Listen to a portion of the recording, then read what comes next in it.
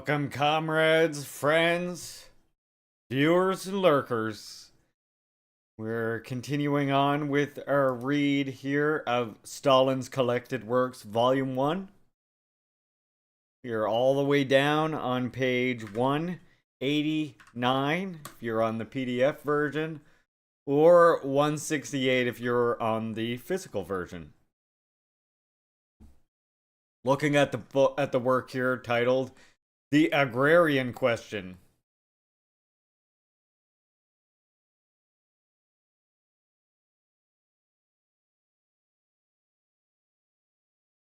Part 1. The old order is breaking up. The countryside is in upheaval. The peasantry, who only yesterday were crushed and downtrodden, are today rising to their feet and straightening their backs. The peasant movement, which only yesterday was helpless, is today sweeping like a turbulent flood against the old order. Get out of the way, or I'll sweep you away. The peasants want the landlord's land. The peasants want to abolish the remnants of serfdom. Such are the voices now heard in the rebellious villages and hamlets of Russia.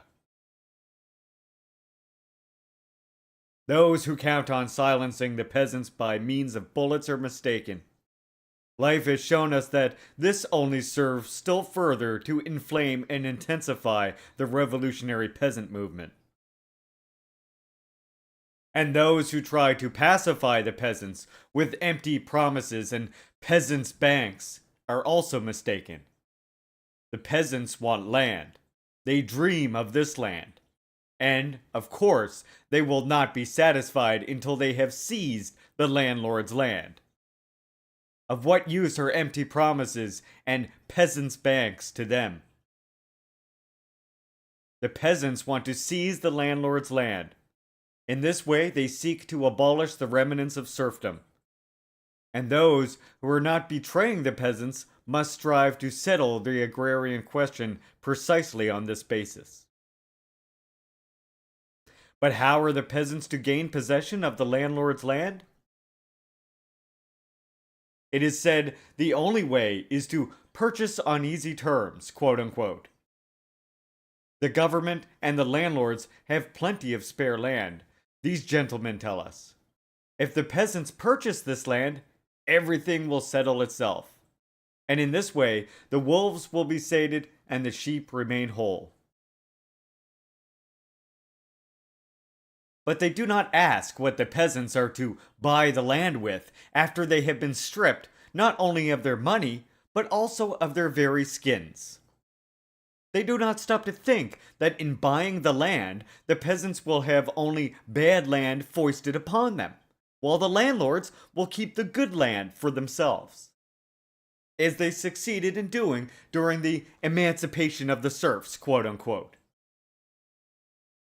Besides, why should the peasants buy the land which has been theirs for ages?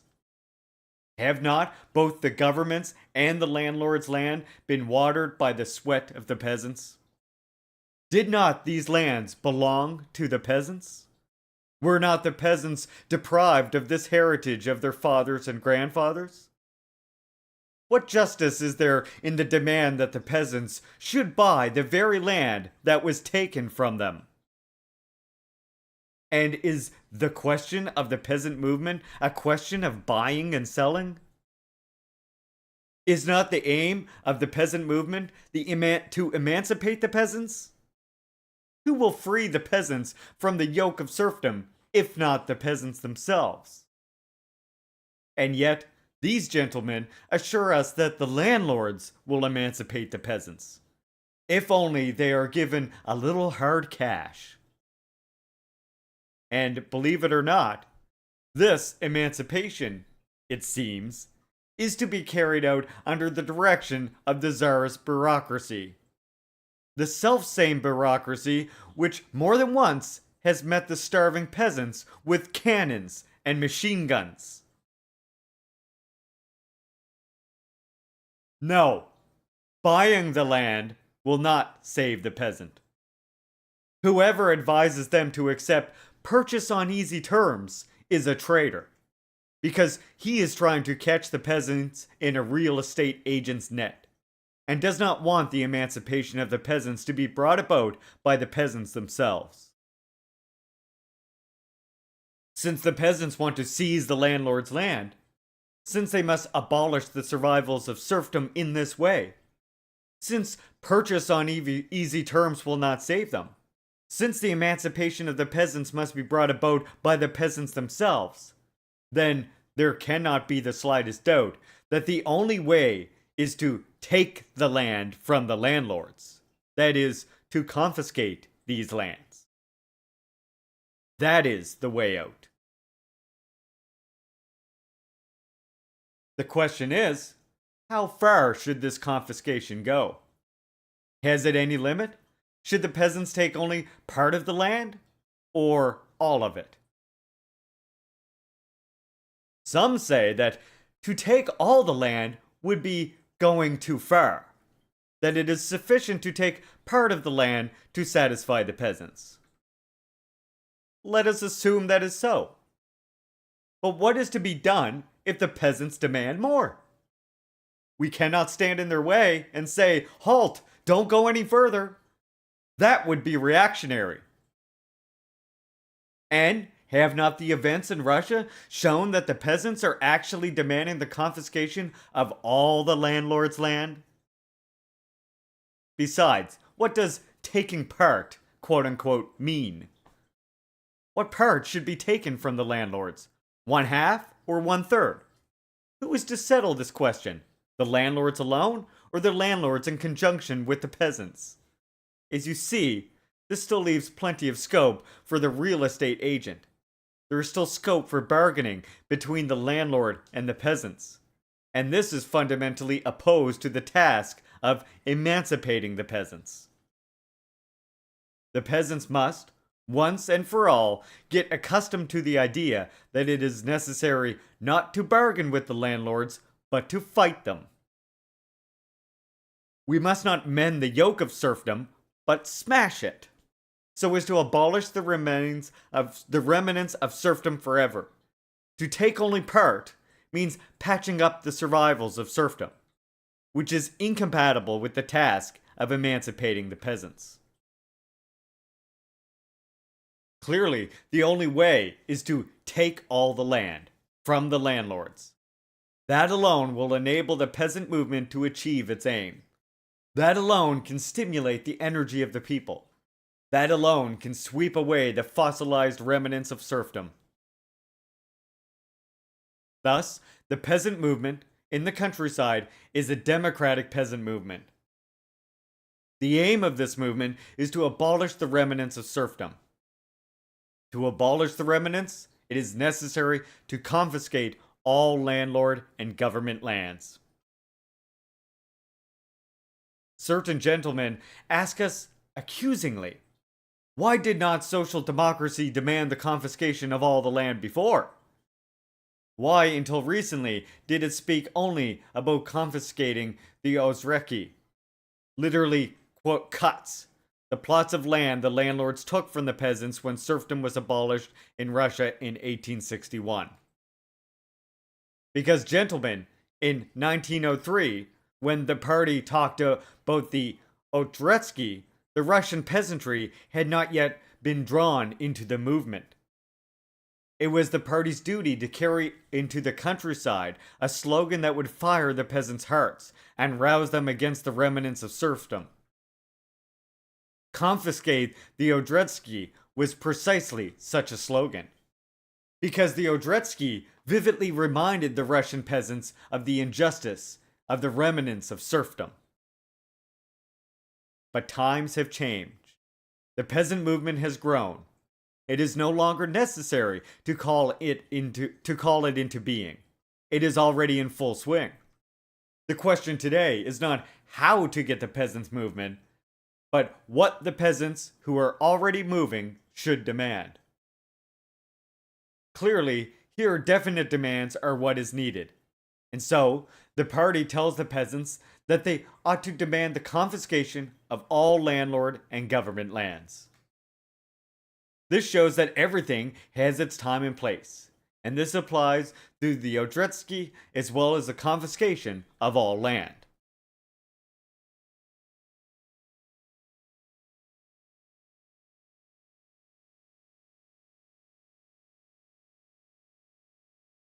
Part 2.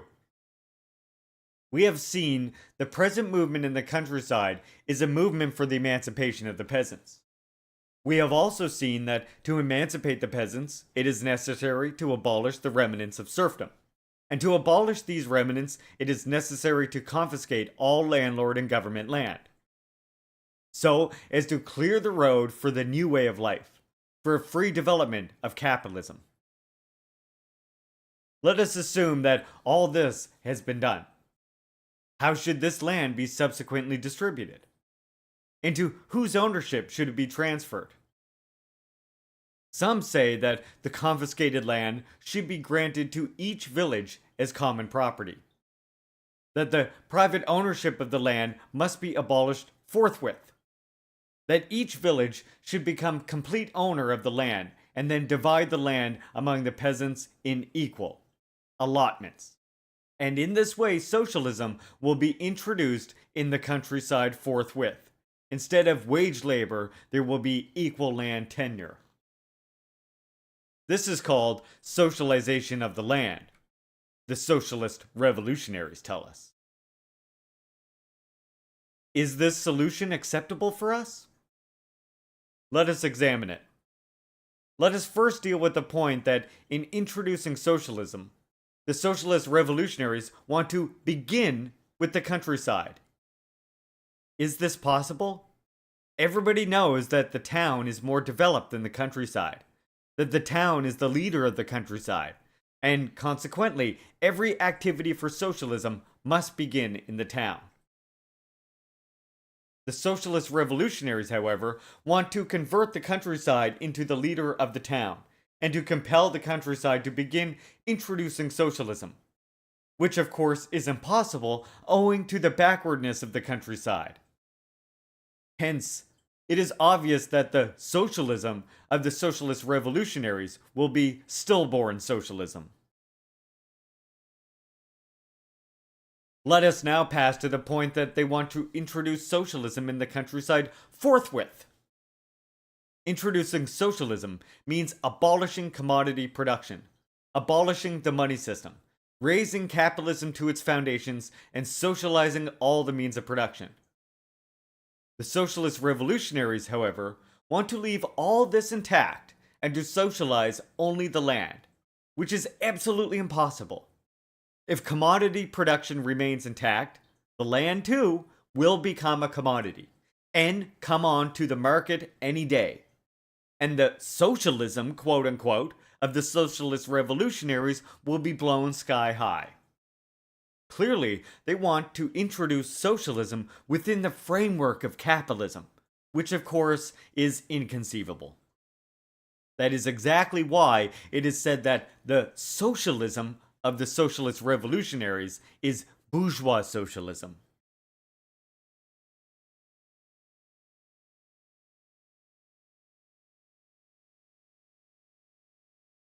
Ultras. Ultra leftists. But ultra left also is really just rightist. They're just misguided, or they're either misguided or purposely capturing revolutionary slogans. As regards equal land tenure, it must be said that this is merely an empty phrase. Equal land tenure means equality of property, but among the peasantry, inequality of property prevails. And this, the present democratic revolution cannot abolish. It is conceivable that the owner of 8 pair of oxen will make the same use of land as one who owns no oxen at all. And yet, the socialist revolutionaries believe that equal land tenure will lead to the abolition of wage labor, and that it will stop the development of capital, which, of course, is absurd. Evidently, the socialist revolutionaries want to combat the further development of capitalism and turn back the wheel of history. In this, they seek salvation. Science, however, tells us that the victory of socialism depends upon the development of capitalism. And whoever combats this development is combating socialism. That is why the socialist revolutionaries are also called the socialist reactionaries.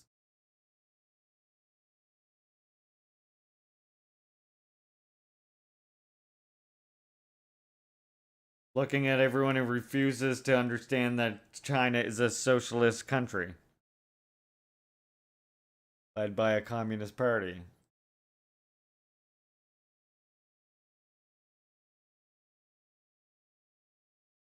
We shall not dwell on the fact that the peasants want to fight to abolish feudal property, not in opposition to bourgeois property, but on the basis of bourgeois property, they want to divide the confiscated land among themselves as private property, and will not be satisfied with socialization of the land.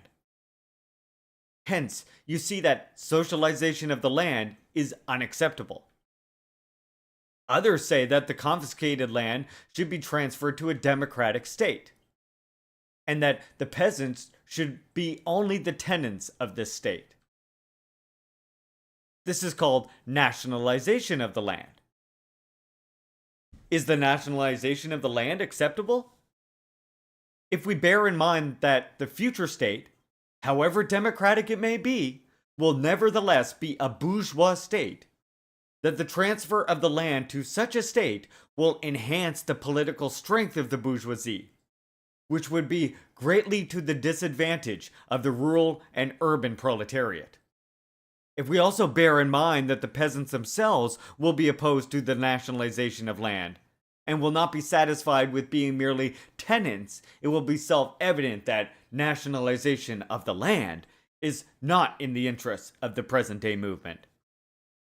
God damn, this man is revolutionary. Consequently, the nationalization of the land is also unacceptable. Still, others say that the land should be transferred to local government bodies, and that the peasants should be the tenants of these bodies. This is called municipalization of the land. Is the municipalization of the land acceptable? What does municipalization of the land mean? It means, firstly, that the peasants will not receive as their property the land, which they confiscated from the landlords and the government, in the course of the struggle. How will the peasants look upon this? The peasants want to receive land as their property. The peasants want to divide the confiscated land among themselves. They dream of this land as their property, and when they are told that this land is to be transferred not to them, but to the local government bodies, they will certainly disagree with the advocates of municipalization. We must not forget this. Moreover, what will happen if in their revolutionary ardor, the peasants take possession of all the confiscated land and leave nothing for the government bodies? We cannot stand in their way and say, "Halt! This land must be transferred to the local government bodies and not to you. It will be quite enough for you to be tenants." Secondly, if we accept the municipalization slogan, we must at once raise it among the people and at once explain to the peasants that the land for which they are fighting, which they want to seize, is not to become their property, but the property of local government bodies. Of course, if the party enjoys great influence among the peasants, they may agree with it. But needless to say, the peasants will no longer fight with their previous ardor. And this will be extremely harmful for the present revolution. If, however, the party does not enjoy great influence among the peasants, the latter will desert the party and turn their backs upon it. And this will cause a conflict between the peasants and the party, and greatly weaken the forces of the revolution. We shall be told. Often, the wishes of the peasantry run counter to the course of development. We cannot ignore the course of history and always follow the wishes of the peasants. The party should have its own principles. That is gospel truth. The party must be guided by its principles. But the party, which rejected all of the above mentioned strivings of the peasantry, would betray its principles. If the peasants desire to seize the landlord's land and to divide it among themselves, does not run counter to the course of history. If, on the contrary, these strivings spring entirely from the present democratic revolution, if a real struggle against feudal property can be waged only on the basis of bourgeois property, and if the strivings of the peasants express precisely this trend, then it is self-evident that the party cannot reject these demands of the peasants. For refusal to back these demands would mean refusing to develop the revolution. On the other hand, if the party has principles, if it does not wish to become a brake upon the revolution, it must help the peasants to achieve what they are striving for. And what they are striving for totally contradicts the municipalization of the land. As you see, municipalization of the land is also unacceptable. Part 3. We have seen that neither socialization, nor nationalization, nor municipalization can properly meet the interests of the present revolution. How should the confiscated land be distributed? Into whose ownership should it be transferred? Clearly, the land which the peasants confiscate should be transferred to the peasants to enable them to divide this land among themselves. This is how the question raised above should be settled.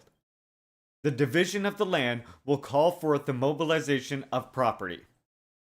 The poor will settle their land and take the path of proletarianization. The wealthy will acquire additional land and proceed to improve their methods of cultivation. The rural population will split up into classes. An acute class struggle will flare up, and in this way, the foundation for the further development of capitalism will be laid. As you see, the division of the land follows logically from the present day economic development. On the other hand, the slogan, "the land to the peasants, only to the peasants and nobody else," will encourage the peasantry, infuse new strength into them, and help in the incipient revolutionary movement in the countryside to achieve its aim. As you see, the course of the present revolution also points to the necessity of dividing the land. Our opponents say to us accusingly that in this way we shall regenerate the petty bourgeoisie, and that this radically contradicts the doctrines of Marx. Oh. This is what Revolutionizia Russia writes, or Revolutionary Russia. The organ of the Socialist Revolutionaries, published from the end of 1900 to 1905. At first, it became published by the League of the Socialist Revolutionaries, but in January 1902, it became the central organ of the Socialist Revolutionary Party, or as Stalin called them, the Socialist Reactionaries. So, this is what Revolutionary Russia writes. Quote, "By helping the peasantry to expropriate the landlords, you are unconsciously helping to install petty bourgeois farming on the ruins of the already more or less developed forms of capitalist farming. Is this not a step backwards from the point of view of orthodox Marxism?"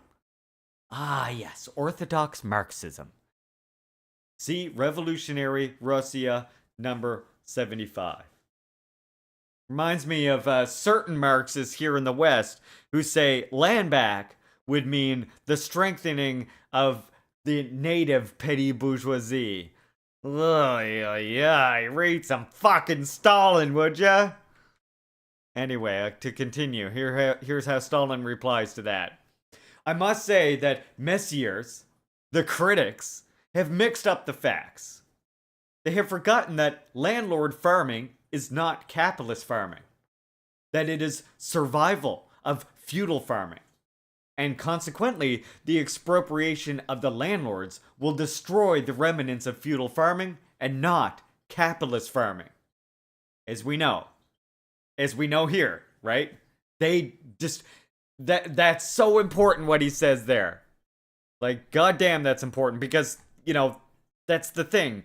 And that's proven by every developed capitalist country, which of course they could clearly look and see at the time, was that the type of landlord farming was being destroyed by big agro businesses in all of the highly developed capitalist world.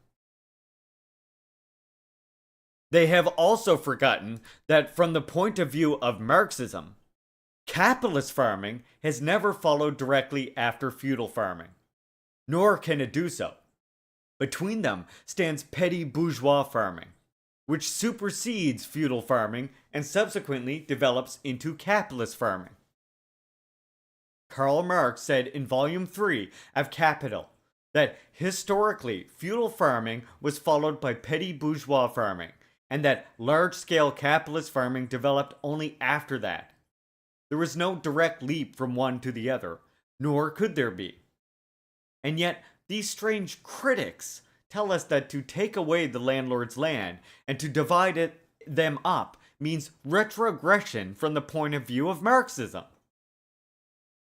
Soon they will say to us accusingly that abolition of serfdom was also a retrogression from the point of view of Marxism, because at that time, too, some of the land was taken away from the landlords and transferred to small owners, the peasants. What funny people they are! They do not understand that Marxism looks at everything from the historical point of view. That from the point of view of Marxism, petty bourgeois farming is progressive compared with feudal farming. That the destruction of feudal farming and the introduction of petty bourgeois farming are essential conditions for the development of capitalism, which will subsequently eliminate petty bourgeois farming. But let us leave these critics in peace. The point is that the transfer of the land to the peasants and the division of these lands will sap the foundations of the survivals of serfdom, prepare the ground for the development of capitalist farming, give a great impetus to the revolutionary upsurge, and precisely for these reasons, those measures are acceptable to the Social Democratic Party. I would have been friends with Stalin. Well timed with that soundbite. Thus, to abolish the remnants of serfdom, it is necessary to confiscate all the land of the landlords. And then the peasants must take this land as their property and divide it up among themselves in conformity with their interests. That is the basis on which the party's agrarian program must be built. We shall be told, all this applies to the peasants, but what do you intend to do with the rural proletarians?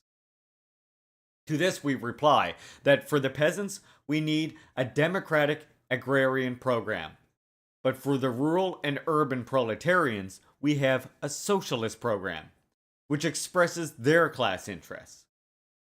Their current interests are provided for in the 16 points of our minimum program, dealing with the improvement of the conditions of labor. See the party's program that was adopted at the Second Congress. Meanwhile, the party's direct socialist activities consist in conducting socialist propaganda among the rural proletarians, in uniting them in their own socialist organizations, and merging them with the urban proletarians in a separate political party. The party is in constant touch with this section of the peasantry, and says to them, insofar as you are bringing about a democratic revolution, you must maintain contact with the militant peasants and fight the landlords, but insofar as you are marching towards socialism, then resolutely unite with the urban proletarians and fight relentlessly against every bourgeois, be he peasant or landlord. Together with the peasants for a democratic republic. Together with the workers for socialism. That is what the party says to the rural proletarians. The proletarian movement and its socialist program fan the flames of the class struggle in order to abolish the whole class system forever. For their part, the peasant movement and its democratic agrarian program fan the flames of the struggle between the social estates in the countryside in order to eradicate the whole estate system. P.S. In concluding this article, we cannot refrain from commenting on a letter we have received from a reader who writes us from the following. Quote, "After all, your first article failed to satisfy me. Was not the party opposed to the confiscation of all the land? If it was, why did it not say so?" Unquote. No, dear reader, the party was never opposed to such confiscation. Already at the Second Congress, at the very Congress which adopted the point of the Ostretsky, at that Congress, in 1903, the party, through the mouth of Plekhanov and Lenin, said that we would back the peasants if they demanded the confiscation of all the land. 2 years later, 1905, the two groups in the party, the Bolsheviks at the Third Congress and the Mensheviks at the First Congress, unanimously stated that they would wholeheartedly back the peasants on the question of confiscating all the land. And we have 2 footnotes for this. See minutes of the Second Congress and see minutes of the Third Congress for that. It's in the they got the receipts, alright? Then the newspapers of both party trends, Iskra and Proletary, as well as Novaya Zizrem and Nochelo, repeatedly called on the peasantry to confiscate all the land. And number 5, both of these footnotes from these two are from the original editor. So Novaya Nizhny is New Life, the first legal Bolshevik newspaper published in St. Petersburg from October 27th to December 3rd, 1905, when V.I. Lenin arrived from abroad. Novaya Nizhny began to appear under his personal direction. An active part of the publication of the newspaper was taken by Maxim Gorky. On the appearance of number 27 of Novaya Nizhny, the paper was suppressed by the authorities. Number 28, the last of their number to be published, came out illegally. And for number 6, Nachalo is The Beginning, a legal daily newspaper published in St. Petersburg by the Mensheviks from November 13th to December 2nd, 1905.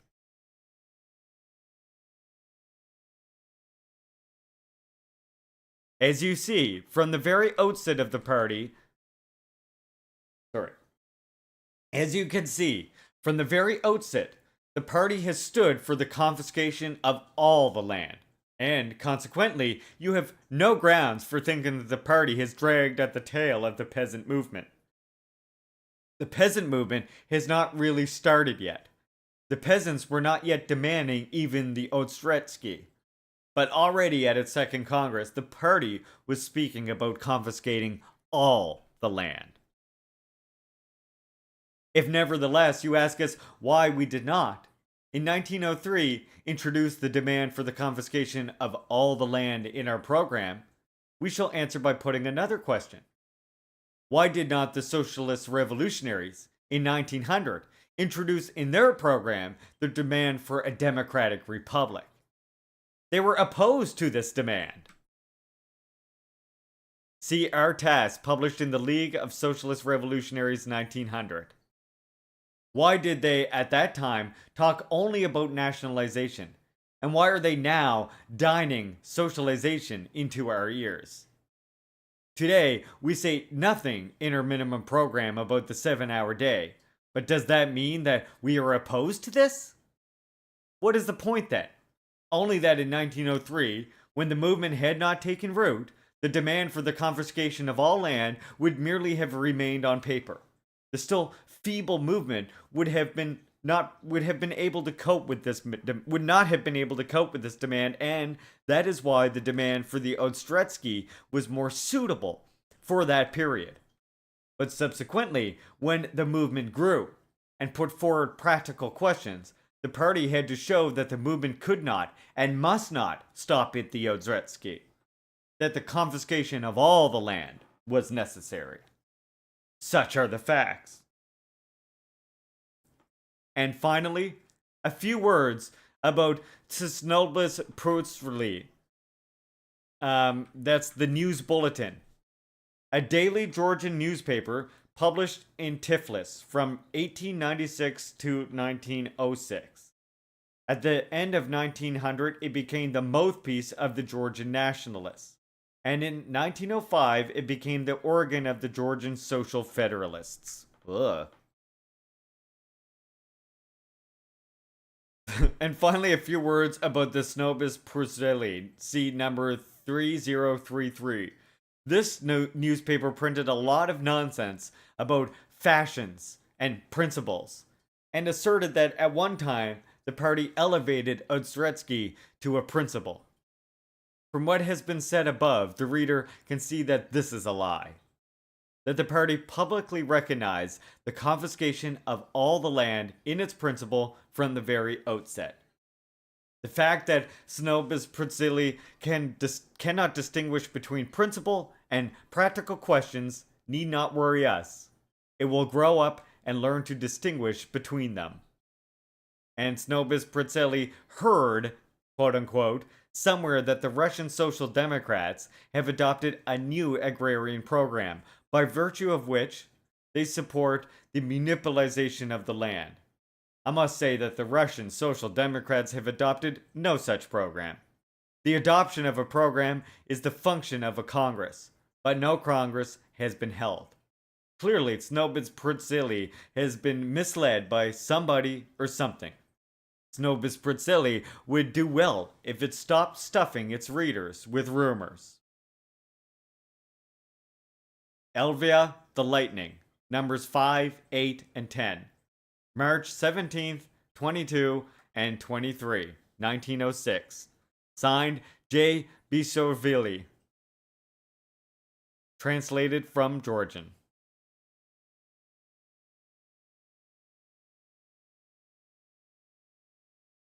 It was the correct revolutionary line, and it was the